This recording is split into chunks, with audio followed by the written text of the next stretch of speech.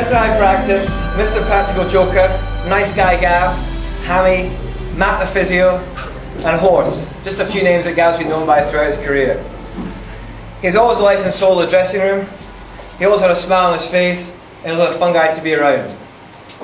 He was the best table tennis player ever, and apparently he's never lost anything in the past 50 years. He's also a compulsive liar and a cheat.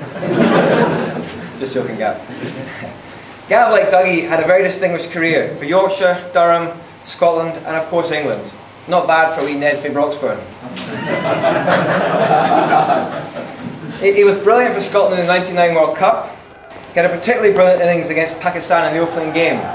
Although there's a fair few questions asked about how much cash Shoaib lost to him in the pre-match game of cards. It really has been a struggle, but they're delighted that Scotland have made it to 3 figures. And this is a big hit.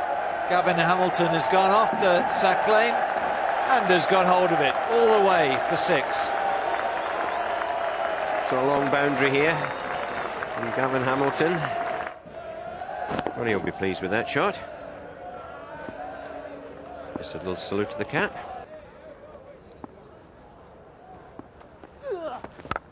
Well, he's not managed it. This one's going out to the boundary as well. Salim Malik is underneath it, but even he can't get to it. That's 6 more.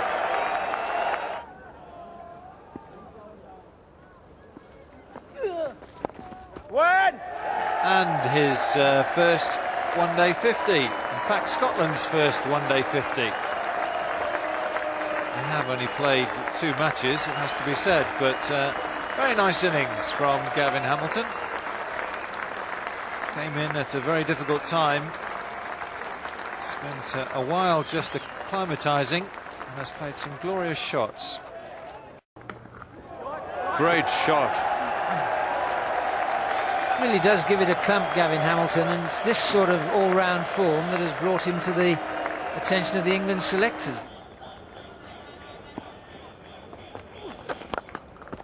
Now he has gone for the big one and done it. It's the first one really that Afridi's tossed up, and that's the 3rd 6 in that area, and they are powerful blows because that's no short boundary at all.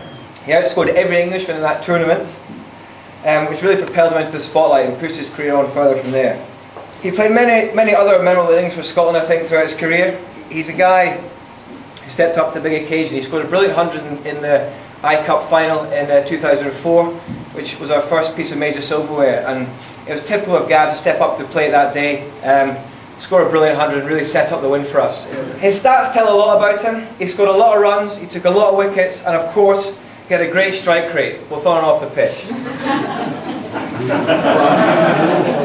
A couple of fascinating facts about Gav. He's one of those distinguished players who's batted, bowled and kept for Scotland. For those who don't know, Gav kept for Scotland in 2007 when the rest of the keeping staff were on the top. I'll tell you what, it's hot here, mate. But Gav had a brilliant career down south.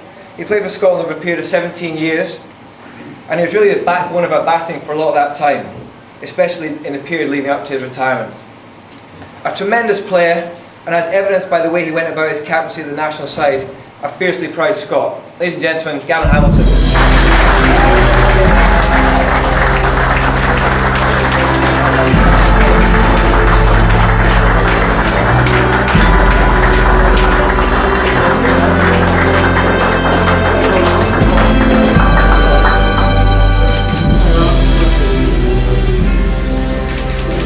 Do you have one Scotland match that really, from your point of view, sums up the best of Gavin Hamilton? The best? Goodness me. To look at, I know it's not a massive game, but it will probably be that UAE game. I don't know why, it just stood out because it wasn't a great pitch, and I made my feelings clear that we won the toss and fielded for some stupid reason. But looking back at the importance of the game, the way I played and the way I felt within that game, obviously, like I said, the importance of it was huge. It was been, be all and end all, literally. Like I said, I didn't really think about it at the time, but looking at it sort of in recent times, it'll probably stand out more than anything, really. But at the time, it didn't. It just seemed like just a good innings and another day.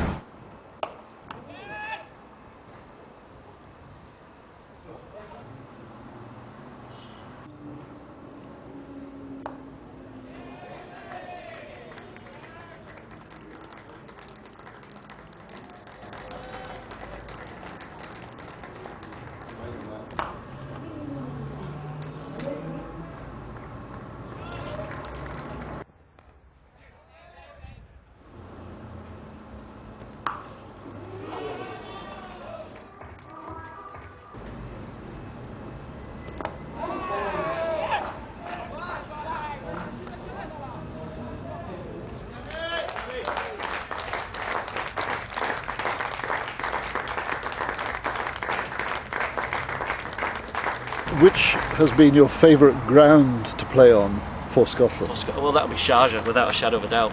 It's in terms of, for some reason, I've just had quite a lot of luck there. Actually, having a couple of hundreds, an 80 and a 70 or something stupid. It was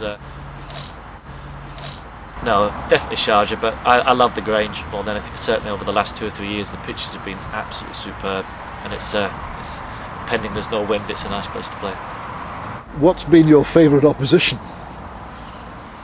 Has to be Ireland, certainly for Scotland. I'd like to say the county sides, but I like the way Ireland play the cricket. They're a decent bunch of guys, and we always seem to get on well with them.